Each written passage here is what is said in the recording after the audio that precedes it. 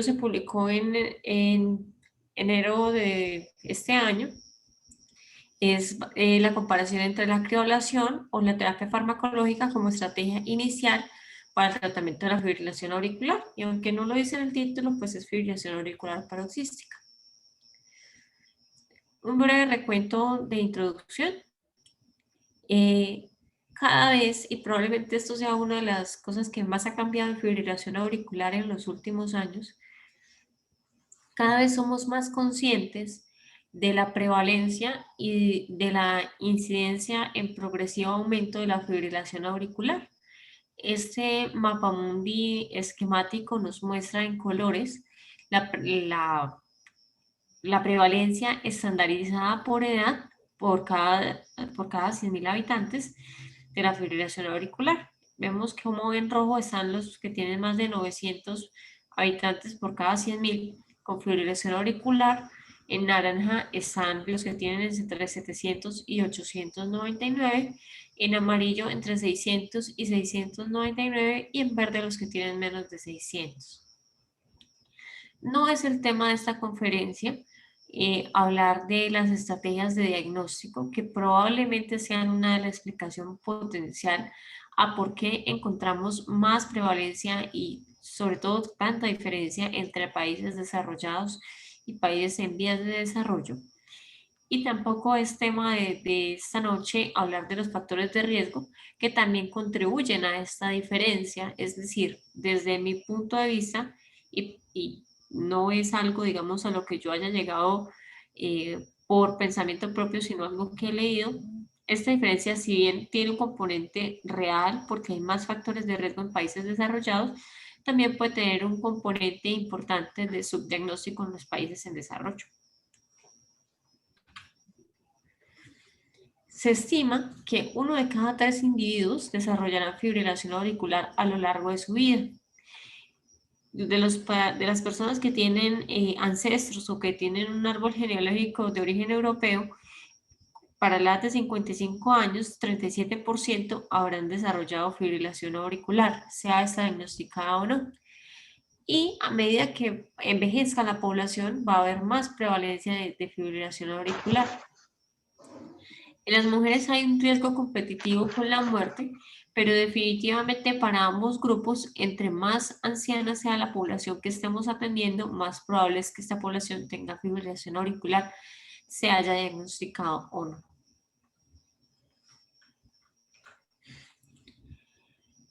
Esto es una representación de cómo cambió a lo largo de los años y cómo cambiará en la proyección que se hace de crecimiento poblacional y de envejecimiento poblacional.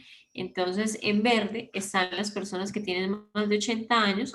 Se estima que probablemente de los mayores cambios que van a haber después del año 2040 es que va a aumentar la proporción de población mayor de 80 años y esto se reflejará en un aumento en la incidencia de fibrilación auricular.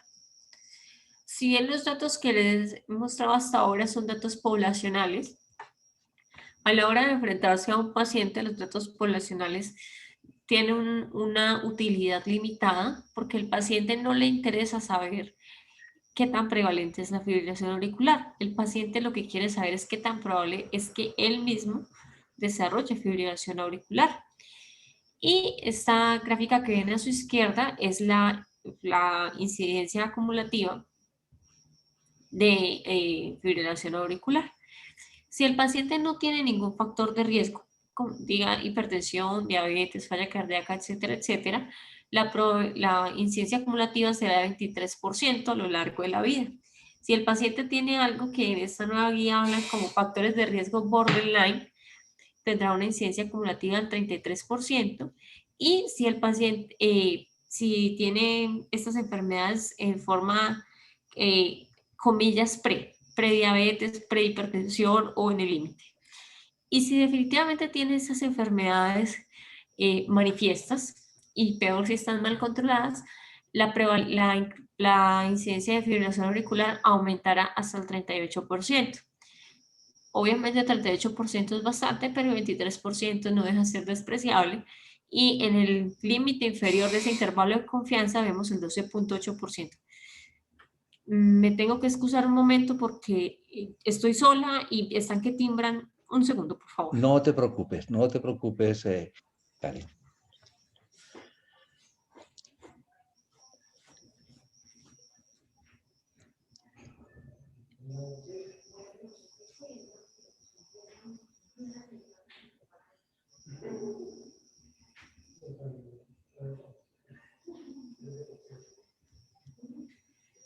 Aprovechando a propósito de lo que comentaba la doctora Karen sobre la forma de hacer el diagnóstico, hay un artículo muy reciente donde se muestran y les dan casi que las recomendaciones para el uso de los recursos que tenemos ahora utilizando los móviles y los otros recursos como las pequeñas tableticas que nos permiten tomar electrocardiograma, los iWatch, etcétera, etcétera. Ya empieza a darse unas pautas para uso apropiado de estos recursos en el seguimiento de pacientes, que seguramente pues, va a ser interesante. No es el tema pues, de desarrollarlo hoy, pero es un artículo que yo que manejo algo de telesalud, me agradó. Muestran todas las alternativas que hay de vestibles, de chaquetas para hacer el seguimiento de los dispositivos Cardia, de las posibilidades de adaptarlos al celular, las posibilidades y hasta dónde puede uno utilizar el iWatch como un apoyo en pacientes en los que hay sospecha, y cada vez se empieza a tener más consideraciones en ciertas indicaciones como mm, trastornos de memoria en los pacientes que empiezan a desarrollar algo de demencia senil o Alzheimer, eh, donde probablemente los episodios de fibrilación auricular que son asintomáticos pueden tener facilitar esa alteración tan importante de la parte cognitiva.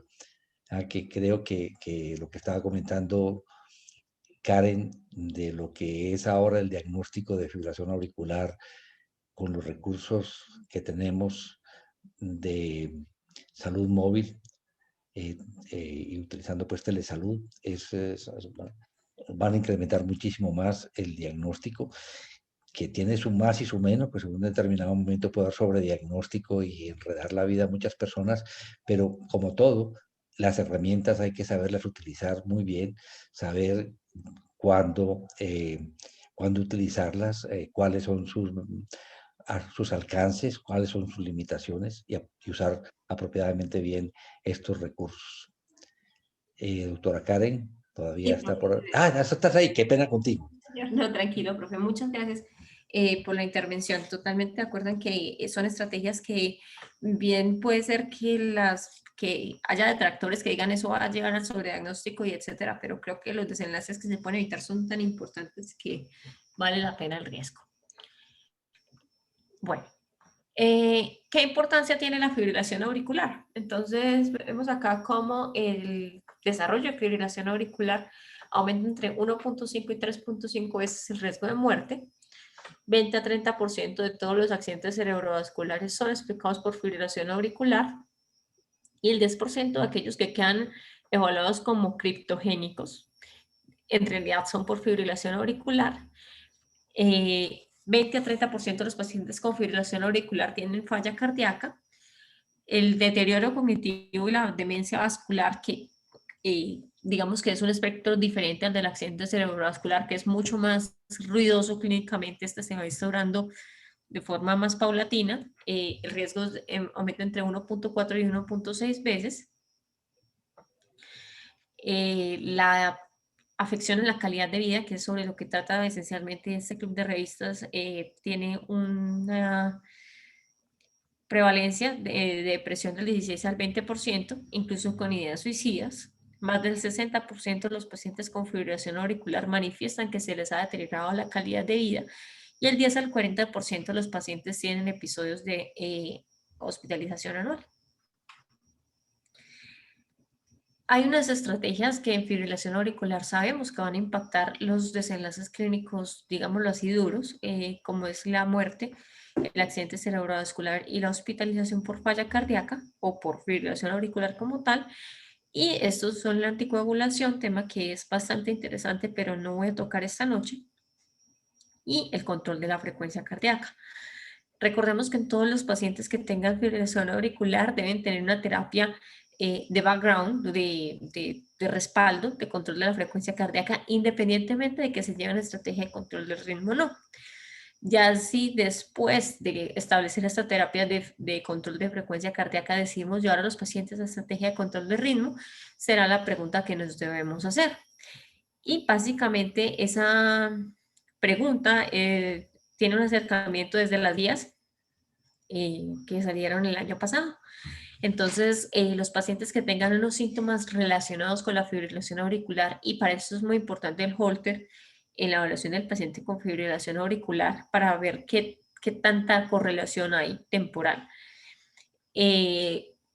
La presencia de edad temprana, si es el primer diagnóstico de fibrilación auricular, si se sospecha que hay cardiomiopatía por taquicardia, si en el otro extremo, el corazón que estructuralmente no se ve muy enfermo, pero el paciente tiene bastantes síntomas, el paciente que tiene pocas comorbilidades, el paciente que la fibrilación auricular se desarrolló en el contexto de una enfermedad aguda, y el paciente en el cual sea difícil controlar la frecuencia cardíaca serán los pacientes que se ven más favorecidos para la estrategia de control del ritmo.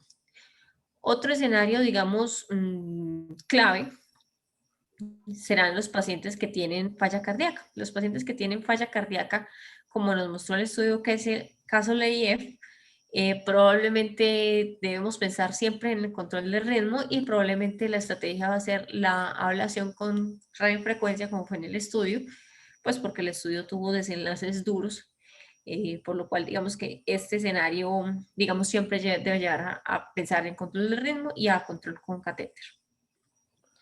En los otros pacientes, y son los pacientes que les mencioné previamente que se van a llevar a control de ritmo, esto es lo que nos propone la guía.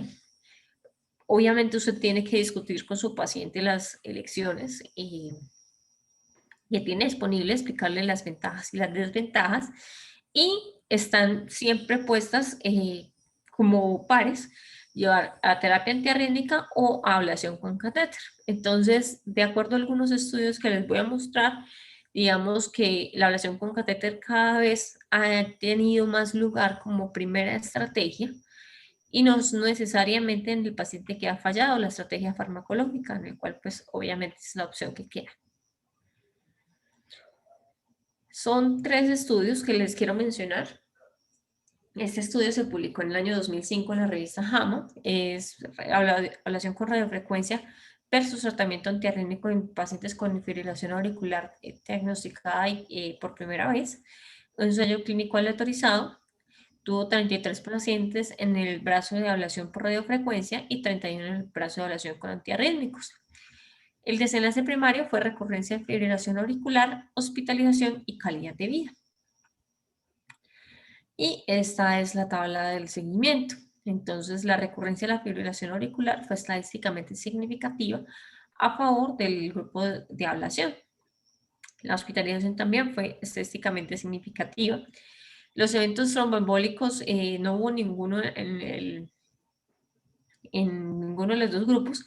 Y pues hasta el momento, pues siempre habrá personas que mencionen estudios que vienen, pero bueno, hasta el momento no consideramos que la estrategia de control de ritmo sea en ningún momento para poder suspender la anticoagulación en el paciente que lo tenga indicada, aunque para el año en el que se publicó este artículo, el autor lo consideraba como una de las potenciales ventajas y por eso está acá en la tabla de desenlaces. Y estenosis de las venas pulmonares no fue estadísticamente significativo, entonces parece que fue seguro. Ahora, es un estudio muy pequeño en realidad y a uno le parece increíble que con un poco menos de 70 pacientes se logre desenlace significativo estadísticamente. Por eso los mismos autores concluyen diciendo que probablemente es un estudio exploratorio. Este segundo estudio se publicó en el New England en el año 2012, en el cual se evaluó la ablación por radiofrecuencia versus el tratamiento médico en la fibrilación auricular paroxística. También fue un ensayo clínico aleatorizado, 146 pacientes en el brazo de radiofrecuencia, 148 pacientes en el brazo de antiarrítmicos que podían ser 1C o 3. El desenlace primario es la carga de fibrilación auricular acumulativa y por visita. Entonces, esta es la tabla de desenlaces. En el eje de las Y tenemos la carga medida con monitor, que en este caso era un holter de 7 días, para cada una de las visitas, la basal para cada una de las visitas y la acumulada. Y aunque la visita de los 24 meses sí hubo una diferencia estadísticamente significativa, el global no lo fue y las previas tampoco lo fueron, por lo cual este ensayo se consideró negativo. El tercer estudio perdón, se publica en el 2014, también fue un ensayo clínico, con 66 pacientes en el brazo de radiofrecuencia y 61 en el brazo de antiarrítmicos. El desenlace primario fue el tiempo del primer evento de fibrilación auricular, la presencia de flutter, la presencia de taquicardia atrial, sea esta sintomática o no, en cualquier método diagnóstico, electrocardiograma al azar, Holter o bueno, cualquier método diagnóstico. Y esta fue la curva de Kaplan-Meier, y pues como vemos, aunque el intervalo de confianza es, digamos, significativo y la P también es menor a 0.05, los autores en sí mismos tampoco quedan muy convencidos y dicen que pues apoyan al primer estudio, que fue un desenlace positivo, pero que como previamente había un estudio con un desenlace negativo y fue más grande, que tenían algunas dudas y que lo que necesitaban era más estudios. Cuando la evidencia es discordante, hay muchas estrategias para solucionarlo, pero probablemente hacer un nuevo estudio con corrección de las dificultades metodológicas sea el método más ortodoxo.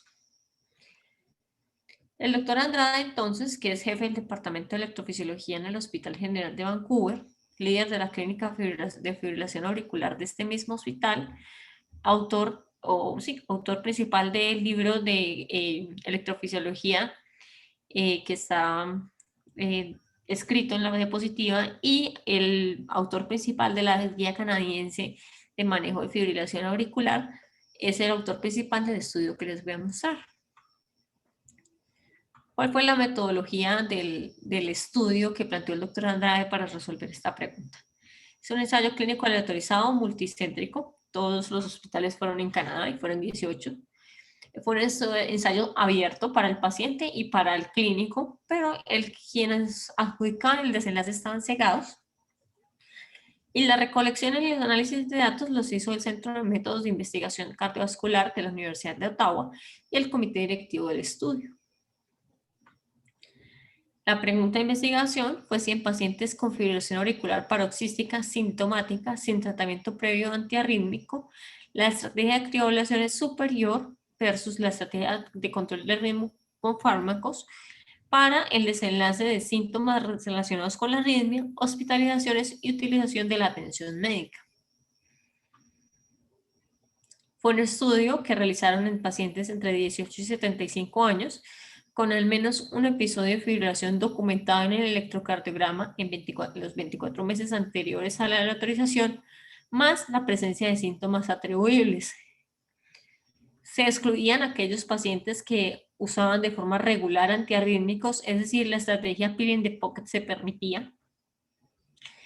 Pacientes que habían sido llevados a ablación o a cirugía previa de la aurícula izquierda, que tuviesen una causa reversible para la fibrilación auricular, es decir, sepsis, cirugía, etcétera, etcétera, la presencia de trombo intracardíaco, la estenosis de las venas pulmonares, la parálisis hemidiafragmática persistente, que tuviesen contraindicación para la anticoagulación, un diámetro anteroposterior auricular izquierdo mayor de 5.5 en la ecocardio transtorácica, la presencia de válvula protésica y la presencia de valvulopatía mitral moderada, sea estenosis o insuficiencia.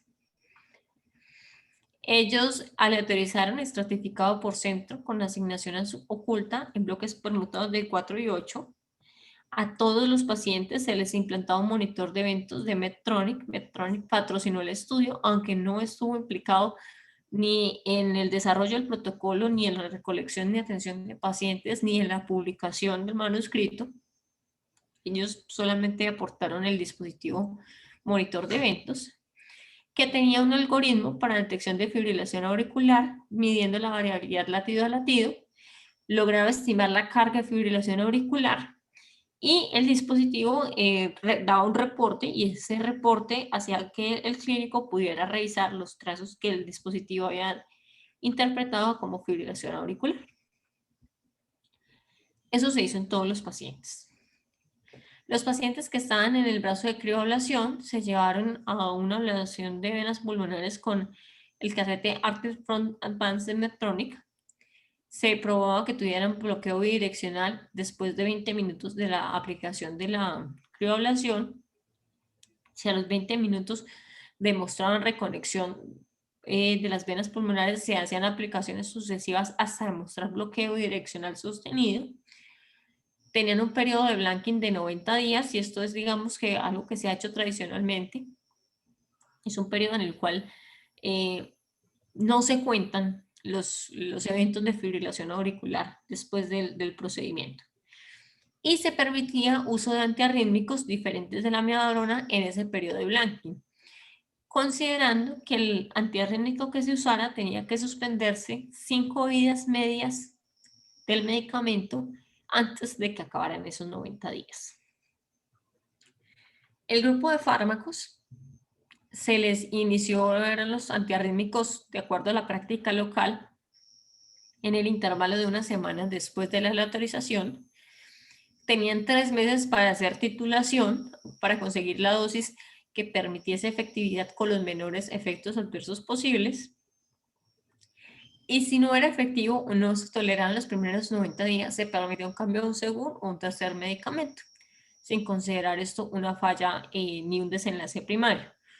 Estos 90 días vienen, digamos que intentando ser justos, entre comillas, con el periodo de blanking de la crioablación. Se permitía el cambio de grupo y esto es algo, digamos, a lo que hacía referencia cuando decía que lo más ortodoxo es crear un nuevo ensayo clínico que logre salvar las dificultades que tuvieron los ensayos clínicos precedentes. El problema principal de los ensayos clínicos precedentes es que hubo entrecruzamiento importante entre los grupos y cuando se permitía la autorización, cambio de grupo. Cuando se probase un evento de taquiarritmia después del periodo de blanking y ya se contase como un desenlace primario, esa arritmia tuviese la suficiente gravedad clínica para justificar un cambio de terapia. Y si el paciente estaba inicialmente en el brazo de fármacos, estaba en una dosis superior a flecainida 100 miligramos por día, sotalol 160 miligramos por día, propafenona 300 miligramos por día o dronedarona 800 miligramos por día. Aunque era permitido el cambio de grupo, si el paciente pasaba del grupo de medicamento al grupo de ablación, se propendía porque la ablación se hiciera después de terminar el seguimiento del estudio. ¿Cuáles eran los desenlaces? Entonces, se evaluó a los 7 días de forma telefónica y de forma presencial en los 3, 6 y 12 meses clínicamente al paciente y además se evaluaba con el monitor de eventos que les comenté, el registro automático diario y el registro semanal se revisaba de forma manual. Adicionalmente, este monitor de eventos permite una activación por el paciente, se les insistía a los pacientes que lo activaran en caso de sentir síntomas. Con este seguimiento, el desenlace primario es la primera recurrencia de cualquier taquiarritmia auricular, sea fibrilación, flóter o taquicardia, que dure más de 30 segundos entre el día 91, ya les hablé del periodo blanking, y el día 365. Y el secundario es el mismo primario más la presencia de síntomas, la carga de fibrilación auricular, el éxito de múltiples procedimientos de ablación, la calidad de vida, el uso de servicios de salud y los eventos adversos. Considerando un evento adverso significativo, aquel que generase muerte, discapacidad o que requiriera atención o que prolongara la hospitalización del paciente en 24 horas. El análisis estadístico se hizo por intención a tratar. Ellos calcularon que la incidencia a un año del desenlace primario en el grupo de crioevaluación iba a ser del 30% y que ese 30% iba a ser 20% menos que en el grupo de fármacos, con un poder del 80% y un error tipo 1 en las escuelas de 0.05 consideraron que necesitaban 88 eventos. Considerando que iban a tener unas pérdidas o cruce entre los grupos del 15%, calcularon que necesitaban 298 pacientes. La curva de sobrevida sin ajuste se hizo por Kaplan-Meier, la comparación entre las curvas con Long Rank, el HR sin ajuste por modelo de riesgos proporcionales de Cox, la consistencia del efecto de este HR se hizo con modelo de riesgos proporcionales de Cox con ajuste multivariado. La calidad de vida se comparó con media de mínimos cuadrados más o menos la desviación estándar y con modelo lineal de efectos mixtos, y se preespecificaron unos subgrupos para decidir si había consistencia en el efecto. Entonces, tiempo en fibrilación, volumen de la aurícula y volumen de procedimientos del centro. ¿Qué encontraron los autores? 303 pacientes fueron reclutados. De esos 154 pacientes fueron aleatorizados al grupo de ablación y 149 al grupo de antiarrítmicos. 149 pacientes, es decir, el 100% de los que fueron al grupo de antiarrítmicos recibieron antiarrítmicos como primera terapia. De los 154 pacientes que fueron aleatorizados al grupo de ablación, 152 pacientes fueron llevados a aislamiento de las venas pulmonares, pero pues era un análisis por intención en tratar, entonces 154 se analizaron inicialmente. De los, digamos, como importante de los entrecruzamientos y de los desenlaces que quisiera mencionarles en esta primera gráfica, de los 26, de los 152 pacientes que se llevaron a ablación de venas pulmonares, después de tener el endpoint, 26 requirieron antiarrítmicos. Un paciente antes del periodo de Blanking fue llevado nuevamente a ablación, por lo cual se consideró que ese paciente ya había cumplido el endpoint y se contó como un desenlace, como la presencia de un desenlace primario, así hubiera estado dentro del periodo de Blanking. Y 17 pacientes se les repitió la ablación después de que tuvieron el endpoint, pero ya habían pasado los 90 días. No hubo pérdidas en este grupo.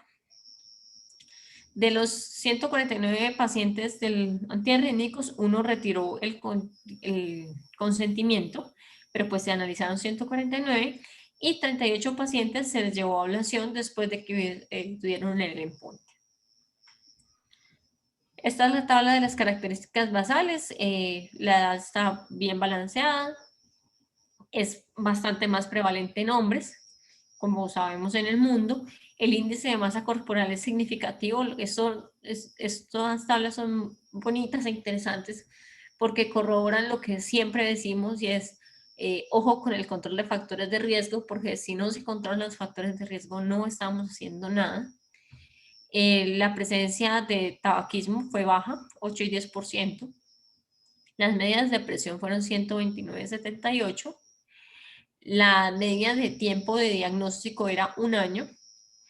De los pacientes que tenían fibrilación auricular, el 95.5% se consideraron paroxísticas y 94% del grupo de antiarrítmicos. El resto eran de nuevo, porque pues obviamente no entraban los pacientes de permanente y tampoco era la idea de entrar pacientes con fibrilación auricular persistente. La media de episodios de fibrilación auricular sintomática por mes era de 3.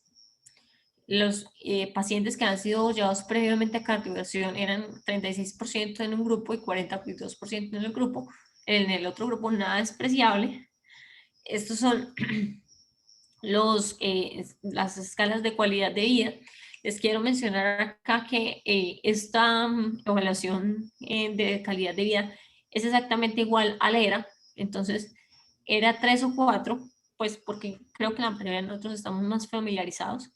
Era 3 o 4, el 54% y el 56%, es decir, bastante significativo. El SAS-BAS promedio era de 1.9. Perdón. De Respecto a los medicamentos, el 55% en un grupo y el 61% en el otro estaban con beta bloqueadores. Ellos no, digamos que no hacen la referencia al, digamos, si esos pacientes que estaban con beta, pues, o sea, si sumamos los pacientes de beta bloqueadores y los pacientes que estaban con calcio antagonistas, no nos da 100%. Entonces, no queda claro tampoco en el suplemento cuál era la otra estrategia de control de frecuencia cardíaca que usaban en los pacientes. Eso digamos que queda para consideración. El 15% de los pacientes tenían IECA, el 13% ARA2, el 24% tenían estatinas y solamente el 0.6 y el 0.7% de los pacientes tenían antagonistas al receptor de mineralocorticoides. El uso previo de antiarrítmicos clase 1 o clase 3 estaba en el 26% y el 29%, entonces digamos que esto es un poquito chocante, pero por eso les subrayé el uso regular. Eso solamente sale como en el suplemento, porque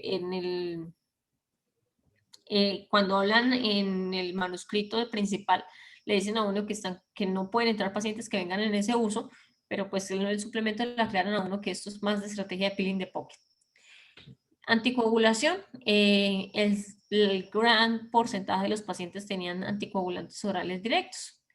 Y respecto a comorbilidades, 37% tenían hipertensión, 20% tenían apnea obstructiva del sueño, 2% y 3% respectivamente habían tenido un accidente cerebrovascular previo y casi el 10% de los pacientes tenían falla cardíaca, aunque estaban estables. El diámetro de las aurículas eran 39 milímetros y el volumen era 35 mililitros metro cuadrado. La fracción de eyección promedio era el 60%. Cuando miramos la intervención, entonces el tiempo promedio del procedimiento fue de 106 minutos, 18 minutos de fluoroscopia. El tiempo en la aurícula como tal fue de 73 minutos, lo que nos da más o menos 40 minutos para el resto del procedimiento, es decir, la punción, y etcétera, etcétera. Y digamos que el número de pacientes que tuvieron que ser repetidos el procedimiento de crioglación es muy bajo, es algo menos del 5%. El 70% de los pacientes tuvieron anestesia y apenas el 60% de los pacientes requiere, pues se usó ecocardiografía sea transesofágica o intracardíaca ahí, al momento de la crioglación. Acá también es importante mencionarles que en el 1.3% de los pacientes solamente se hizo la ablación del istmo caudal-tricuspidio. Y recuerden que uno de los endpoints, o mejor, el endpoint principal no solamente era la aparición de FA, sino también estaba el flutter. En cuanto a los medicamentos, entonces esta es la primera columna, es el medicamento que se usó primero. En el 76% se usó flecainida. El otro medicamento que tuvo un importante valor fue el sotalol con el 15% y poquitos propafenona y dronedarona. Obviamente cuando vamos al segundo y tercer medicamento pues va disminuyendo el valor. Y la dosis media que se usó por día fue 200 miligramos para flecainida, 600 para propafenona, 160 para sotalol, 800 para dronedarona. Y en los muy pocos pacientes que se usó amiodarona, que básicamente fue cuando ya estaba en segunda y tercera línea, la dosis promedio fue 200. Esta es la curva de Kaplan-Meier y este es el long rank.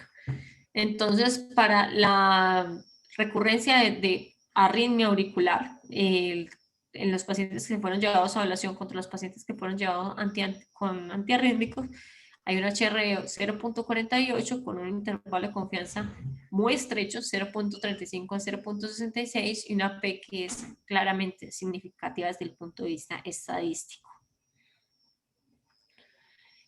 Cuando miramos la carga de fibrilación auricular, esto está ampliado porque pues digamos que acá la parte de abajo es muy pequeño, entonces también vemos como la carga de fibrilación auricular es significativamente menor en el grupo de evaluación respecto al grupo de terapia antiarrítmica. Estos son los mismos desenlaces desglosados digamos que esos desenlaces secundarios, pues quisiéramos saber qué otras cosas nos puede aportar. Entonces, si hay diferencia estadísticamente significativa respecto a la nueva aparición de fibrilación auricular o cualquier arritmia auricular sintomática, y eso es muy importante porque recuerden que esta estrategia la usamos es para control de síntomas, la diferencia se conserva y es bastante reproducible. Y cuando hablamos del tiempo que el paciente tiene en fibrilación auricular o la carga de fibrilación auricular, también vemos que es bastante menor y eso representa eventos en calidad de vida, como vemos en la siguiente tabla. Entonces, para calidad de vida, los escenarios de calidad de vida son un poquito difíciles de evaluar porque siempre hay que ver para cada score cuánto es una diferencia estadísticamente significativa. Pero para los diferentes scores que probaron, hubo una diferencia estadísticamente significativa. Para el uso del sistema de salud, acá ya se pierde la significancia estadística, pero pues obviamente es un desenlace secundario y el número de eventos fue en realidad poco, pues solamente fue 18% en el grupo de ablación y 20% en el grupo de manejo farmacológico, y que requiriesen hospitalización fue aún menos, 3% y 8%. Los pacientes que se hallaron a ablación, no en el protocolo, ya les había contado que este paciente que está en esa parte se contó como un desenlace positivo, y los que tuvieron que llevarse a ablación después de que habían pasado el periodo Blanking y después de que han tenido el desenlace positivo, pues fue 11%, y obviamente es mucho más en el grupo que había estado en terapia antiarrítmica, concordante con lo que habíamos visto. En cuanto a los desenlaces de seguridad, y eso es probablemente lo más importante del estudio, la presencia de cualquier evento adverso serio relacionado con el tratamiento, no hubo una diferencia estadísticamente significativa. Y acá están desglosados los eventos que hubo. Entonces, pues no hubo muertos, afortunadamente. La presencia de taponamiento cardíaco no hubo en el proceso, en el grupo de ablación. Este paciente en el grupo de antiarrítmicos probablemente pues sea difícil adjudicárselo al antiarrítmico, pero bueno.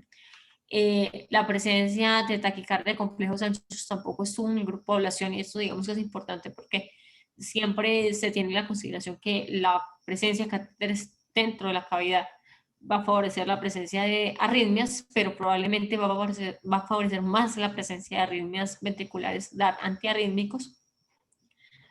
El bloqueo auriculoventricular y la bradicardia pueden explicarse por los dos mecanismos. Los eventos cerebrovasculares, pues no hubo para ninguno de los grupos, y un paciente del grupo antiarrítmico estuvo con AIT, pero nuevamente es difícil adjudicarle esto al antiarrítmico.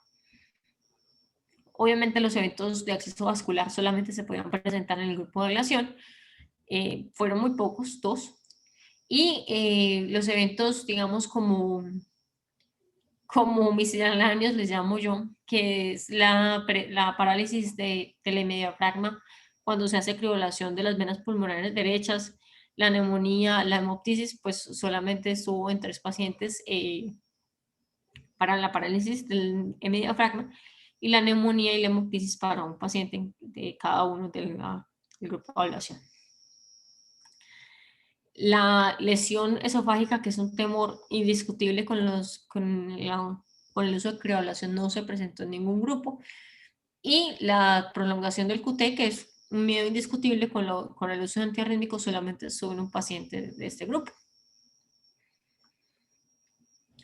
Cuando se habla de los desenlaces por subgrupos que estaban predefinidos, entonces quiero acá hacerles como 2 acotaciones. Primero, miren que el tiempo de fibrilación auricular, si bien digamos que amplía un poquito el intervalo de confianza para los que tienen menos de un año, probablemente esto sea porque son menos pacientes, pero ambos siguen estando al lado derecho de la pantalla. Pero lo que sí no es cierto es para los pacientes que tienen una aurícula izquierda de un tamaño considerable, aquí podríamos discutir mucho si eso o no es porque fueron menos pacientes, pero el caso es que sí pasa la unidad. Y el que es más llamativo es la experiencia en ablación. En todos los procedimientos, entre más experiencia haya, probablemente más seguro sea y más éxito tenga. Eso nos mete en una dicotomía porque, pues, obviamente la única forma de hacer experiencias haciendo, y si no se permite hacer a centros que no tengan buena experiencia, pues nunca van a hacer y nunca tendrán el volumen y siempre tendrán desenlaces malos. Pero esto es importante, como vamos a ver hacia la discusión y el autor llama la, perdón, la editorial que hay en el New England llama la atención en este aspecto. Este es el doctor Marín. El doctor Marín trabaja en el John Hopkins, también es el jefe de electrofisiología del John Hopkins, y hace una editorial bastante interesante por dos estudios que salen, digamos que con poco tiempo de diferencia, que son el Stop AF y el Early AF, que es el estudio que acabamos de presentar. Entonces, ¿qué nos cuenta? Que la ablación definitivamente es una opción razonable para el manejo inicial de la fibrilación, antes de pensar en antiarrítmicos. ¿Pero por qué es tan razonable? Porque la presencia de eventos adversos en ambos estudios fue muy baja. 3.2% en el Early contra 4% en el mismo estudio con uso de antiarrítmicos. Entonces, pues, son pocos de eventos adversos. Eso es concordante con el otro estudio que salió. Y digamos que eso la hace, digamos, una estrategia provocativa. El estudio, digamos que es muy válido en el sentido que tiene rigurosidad científica, que el hecho de que hayan implantado el monitor de eventos es un plus muy grande respecto a los estudios previos, o sea, podemos estar seguros si tenían o no tenían fibrilación auricular, pero tiene unas debilidades que no debemos dejar de considerar, y era lo que les contaba yo en la tabla 1, y es que probablemente los pacientes que están en ensayos clínicos estén en un control mucho más estricto de comorbilidades, y sabemos que el control estricto de comorbilidades no solamente va a favorecer el control de la fibrilación auricular, sino que probablemente también va a mejorar los síntomas. Muchos de los pacientes que aquejan disnea y tienen fracción de eyección preservada y tienen fibrilación auricular, uno no sabe qué es la causa de la disnea, si la disfunción diastólica, si la obesidad, o si es que esa fibrilación auricular le está impidiendo tener un gasto cardíaco adecuado por ausencia de patada auricular. Y el otro problema grande que le ve el autor es la ausencia de desenlaces duros, pues porque, como vemos, el desenlace primario y gran parte de los secundarios es el diagnóstico de fibrilación auricular y la presencia de síntomas, pero otros desenlaces que son importantes, como la hospitalización, pues no fue estadísticamente significativo, y la mortalidad ni siquiera se mencionó. ¿Qué dudas plantea este autor y que a mí me parecen muy válidas? De hecho, el mismo doctor Andrade lo plantea en su estudio original. Fue una falla grande no hacer este estudio a largo plazo. Aunque la mayoría de las recurrencias de fibrilación auricular después de la creolación son en el primer año, un porcentaje no despreciable, se me va al momento el dato, creo que es hasta el 30% hacen recurrencia después del primer año. Entonces, fue un fallo importante no haber hecho el seguimiento más largo. Es extrapolable este estudio. Miren que los criterios de exclusión fueron bastante rígidos. No sabemos si esto sea igual para los pacientes con fracción de eyección reducida. Tenemos otro estudio que nos avala la ablación en fracción de eyección reducida, pero digamos que tener dos estudios como son con estrategias diferentes, unos con radiofrecuencia y otros con crioablación, no permite que los juntemos.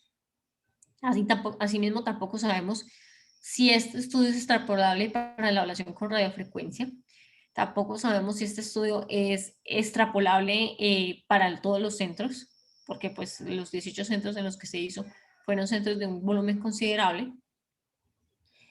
Y esto lleva a la última interrogante, y es si son igual de seguros los otros centros. Porque si no son igual de seguros, lo que sí sabemos es que el uso de antiarrítmicos probablemente en cualquier escenario no va a presentar más eventos adversos de los que ya conocemos y de los que se vieron en los diferentes estudios, pero la ablación definitivamente sí podrá presentar más efectos adversos.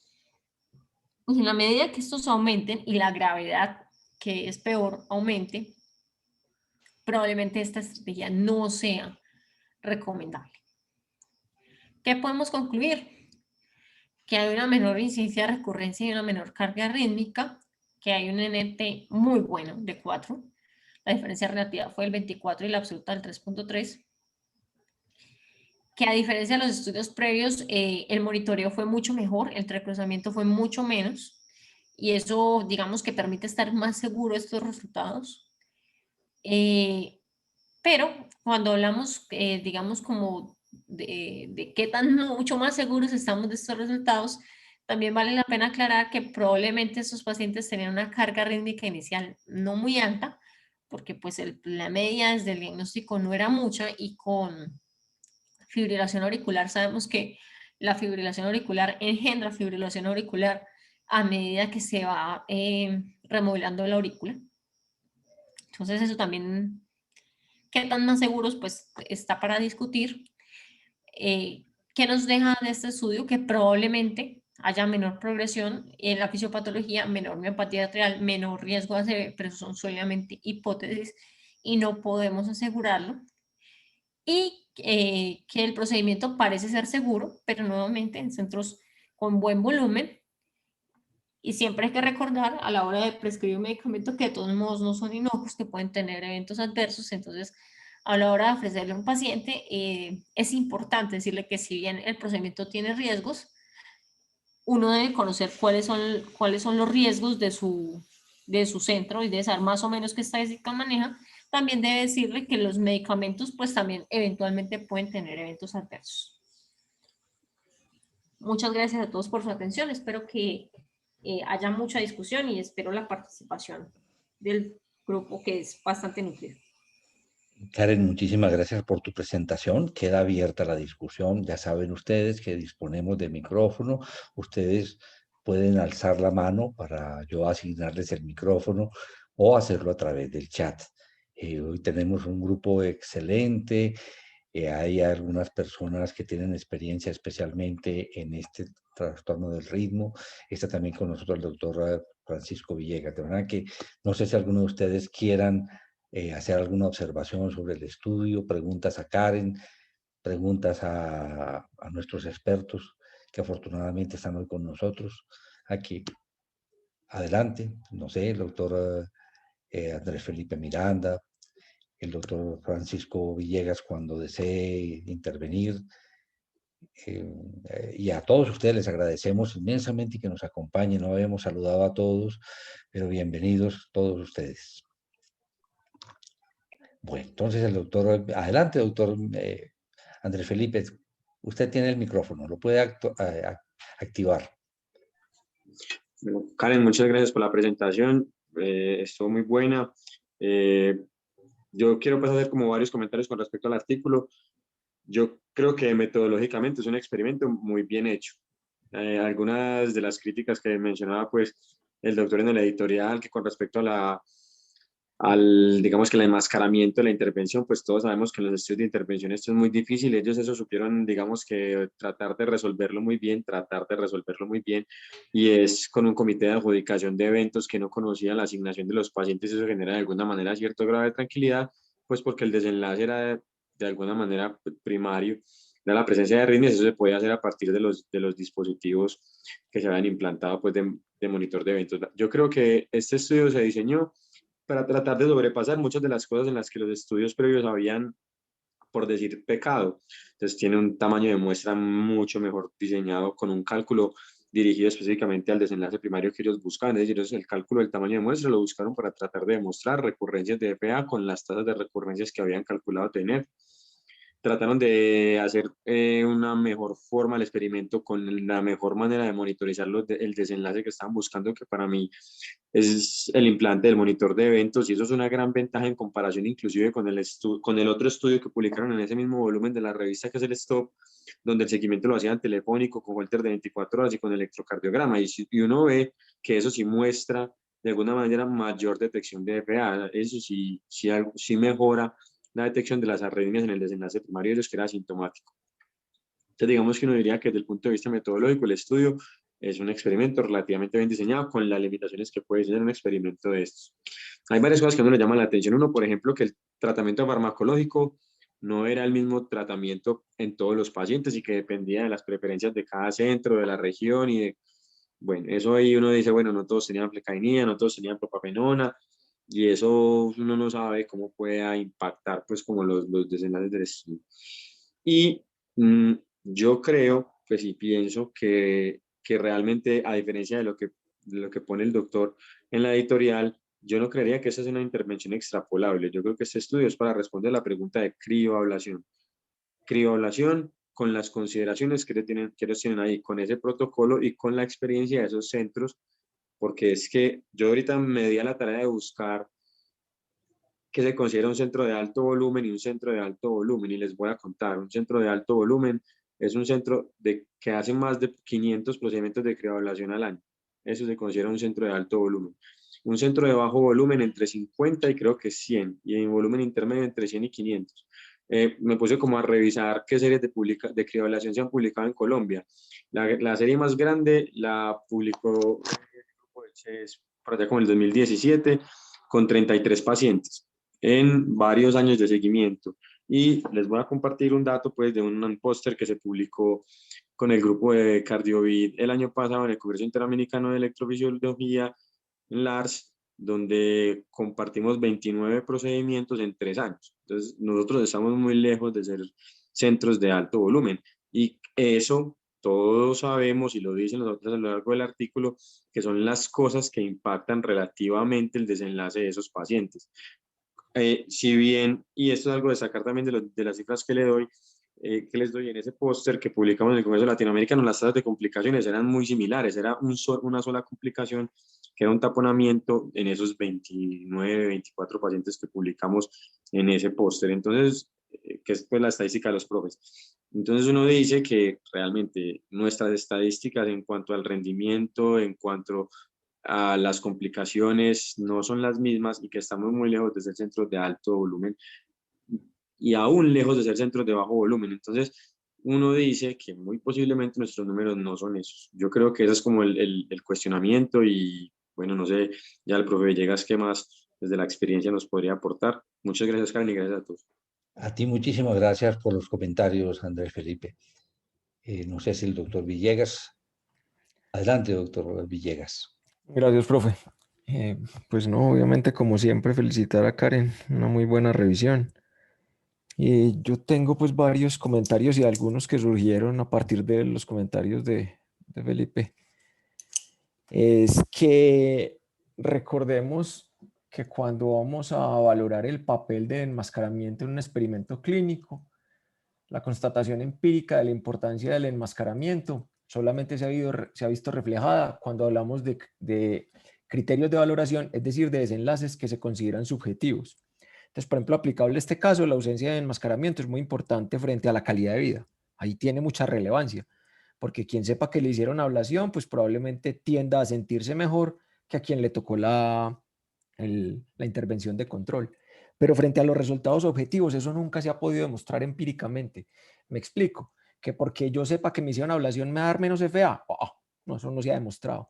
Entonces, frente al desenlace primario de este estudio, el que el enmascaramiento no haya sido doble enmascarado, es decir, que la gente no supiera si le habían hecho ablación o lo llevaban a terapia con antiarrítmico, frente a ese desenlace en particular, no tiene en realidad mucha importancia. Frente a la calidad de vida, sí, y ese será pues siempre el pero. El problema es que a pesar de que hay mucha gente que ha dicho que tenemos que hacer estudios con simulación del procedimiento de aislamiento de venas pulmonares, pues la gran mayoría de los comités de ética siguen considerando eso pues completamente inaceptable. así sea solamente hacerle punciones femorales a los pacientes para que crean que le metimos los catéteres. El riesgo que da una punción femoral no justifica el supuesto beneficio que tenemos de poder tener simplemente esa capacidad de enmascaramiento. Entonces yo creo que eso es importante porque hay que saber cuáles resultados o cuáles criterios de valoración puede invalidar la ausencia de enmascaramiento, doble enmascaramiento, cegamiento, pues como la gran mayoría los conocemos, y cuáles no, y frente al desenlace primario pues no habría mucho problema. Yo creo que no hay duda, y a pesar de que el STOP-IF es un estudio mucho menos bien hecho que este, el EARLY-IF es un estudio mejor, diseñado pues desde el punto de vista metodológico. Yo creo que no hay duda de que la crioablación es mejor que dar terapia farmacológica en los pacientes con fibrilación auricular paroxística que tienen poco tiempo de evolución. Yo creo que los resultados son muy claros. La pregunta es, ¿vale la pena? Porque acuérdense que hay una diferencia importante entre la significancia estadística y la relevancia clínica. Y ahí es donde uno todavía no sabe, donde todavía uno se siente un poquito incómodo, porque hay unas diferencias importantes entre los dos estudios. Si nosotros nos vamos a leer la IF, a este estudio que nos presentó Karen, a pesar de que lo han criticado mucho, pues, y han dicho mucho que estamos haciendo más ablaciones de las que se deberían, yo creo que este estudio tiene una ventaja muy grande, y es que una proporción muy grande de sus pacientes estaban severamente sintomáticos. Estaban en una clase de Canadá de fibrilación auricular 3-4.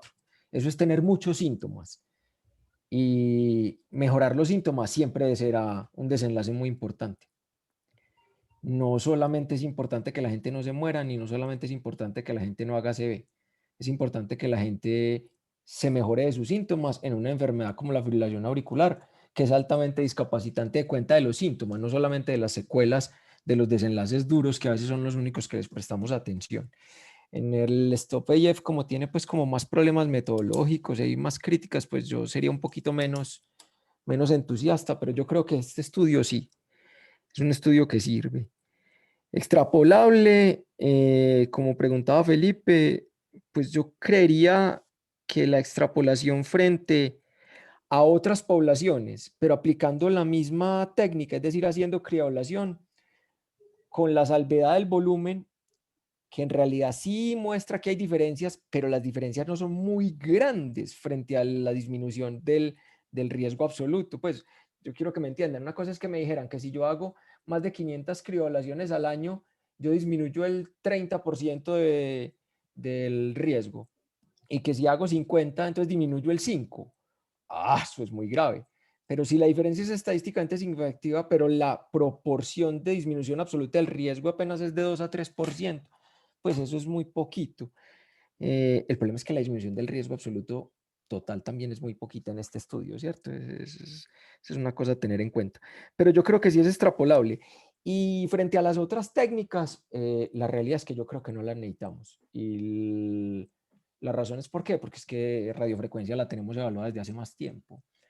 Y el mantra nos enseñó muchas cosas, el RAP2 nos enseñó muchas cosas, nosotros sabemos que son terapias mejores, más dependientes del operador, más dependientes de la experiencia que CRIO, porque precisamente uno de los atractivos de CRIO es que más rápidamente se logra la curva y el procedimiento pues es más sencillo teóricamente.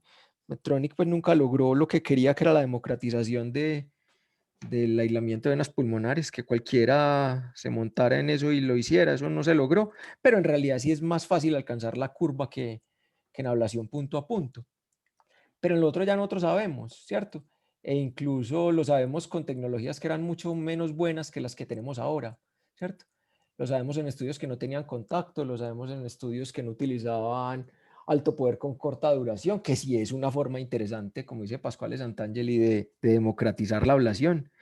Es mucho más fácil que casi cualquier electrofisiólogo sea capaz de poner un catéter 5 segundos que mantenerlo 30 segundos en el mismo sitio. Pues quien no hace ablación no sabe lo berraco que es tener un catéter en el mismo sitio, en un corazón moviéndose, para tratar de tener una lesión transmural. Pero con las técnicas nuevas eso cada vez es más fácil. Entonces, yo creo que si la pregunta es, ¿seremos capaces de replicar estos resultados en CRIO, en otros centros? Yo creo que mi respuesta sería que sí, y yo estaría muy confiado de mandar a una persona que tiene FA paroxística a que le hagan crioablación en Cardiovida, a que se le haga el grupo del CES. yo creo que les va a ir bien. Puede que no tan bien como le iba a muchos de estos grupos, sí, pero sí probablemente lo suficientemente bien. Mi cuestionamiento sigue siendo eso, es decir, ¿vale la pena? Y yo creo que ahí las guías, el énfasis que le hicieron las guías del 2020 de la Sociedad Europea, tiene toda la razón. La doctora Isabel Van Gelder viene jodiendo con un cuento desde hace muchos años y es, pregúntele al paciente qué es lo que quiere, ¿cierto? Lo que el paciente decide es lo importante. Entonces usted a su paciente lo que le tiene que plantear es con claridad. ¿Usted qué siente? ¿Usted qué tanto lo afecta su fibrilación auricular? ¿Qué tanto lo limita? ¿Usted está dispuesto a ir a un procedimiento que en manos expertas es parecido frente a la probabilidad de generar riesgo, a pesar de que eso no es equiparable porque esto no es un estudio de beneficio clínico neto, pero por lo menos en proporciones son muy parecidas? O de pronto, como les decimos nosotros, este es un procedimiento que tiene más riesgo en manos nuestras, pues yo que hago radiofrecuencia o los que hacen crioablación, pero que tiene una posibilidad mejor de control y el paciente es el que tiene que decidir. Porque yo veo muchas voces levantándose diciendo que eso no vale la pena. Y yo me muero la pena, pues eso no es una decisión que dependa únicamente de los doctores. Es una decisión que tiene que compartir con el paciente. Si al paciente le parece suficientemente importante esas palpitaciones que tienen, que le altere su calidad de vida y él está dispuesto, entendiendo qué es lo que arriesga a ir a ese procedimiento, yo creo que no hay ninguna razón para no hacerlo. Y muchas voces se han alzado y yo tengo muchas reservas frente a una persona que se ha vuelto muy popular en Estados Unidos, que es John Mandrola, porque él mismo se declara un electrofisiólogo conservador y eso es muy importante y muy respetable, pero él lo ha utilizado para ganar relevancia en un campo donde no había logrado tener relevancia por hacer. ¿Sí me entienden? Entonces uno puede volverse famoso por hacer o volverse famoso por no hacer.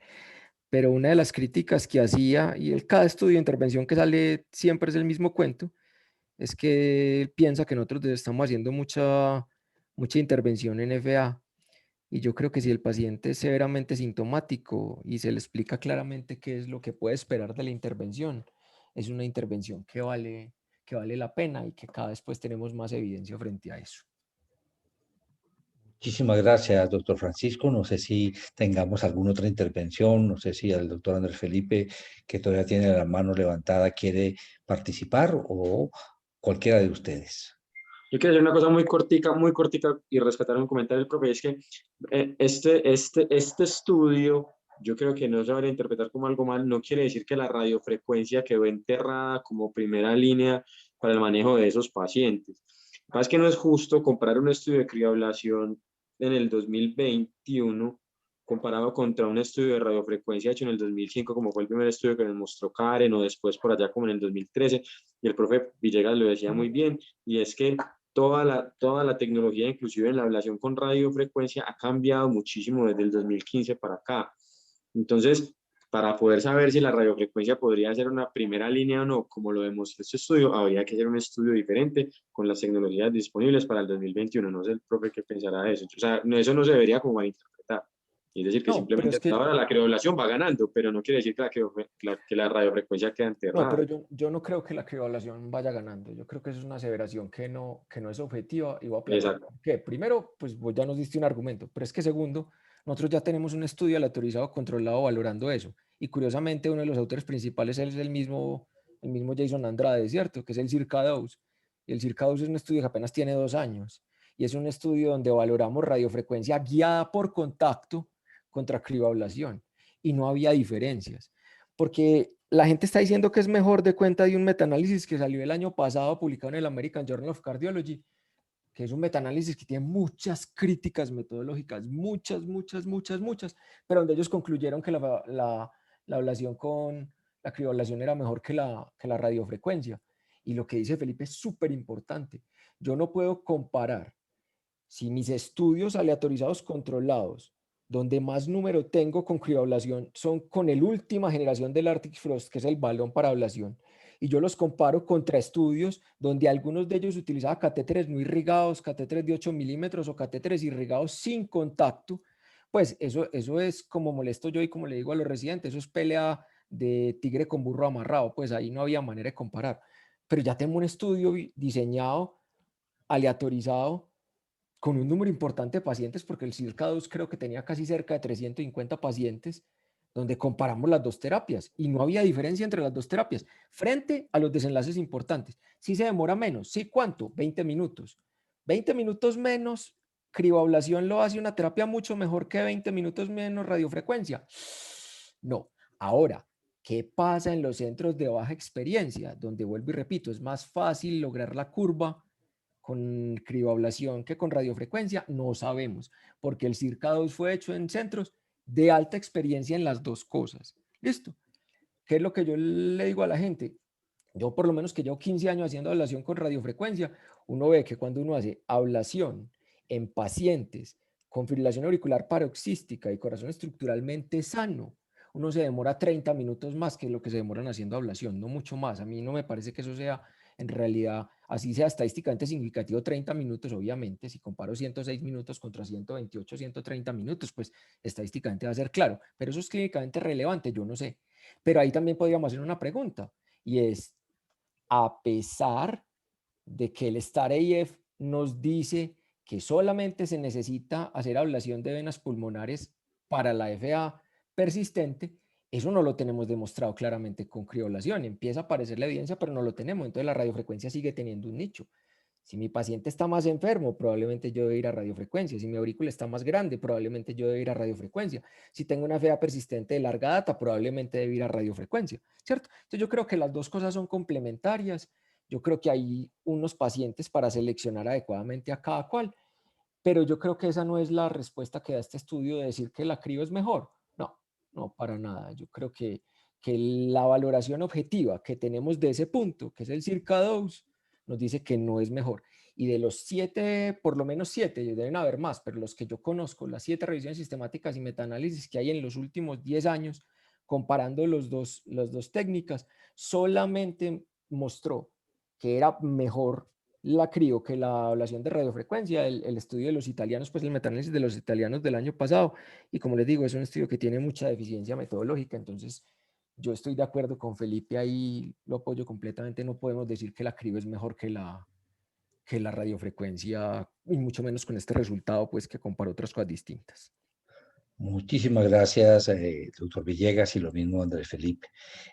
No sé si Karen quiere dar unas palabras finales. No, profe, como siempre, encantada pues con la participación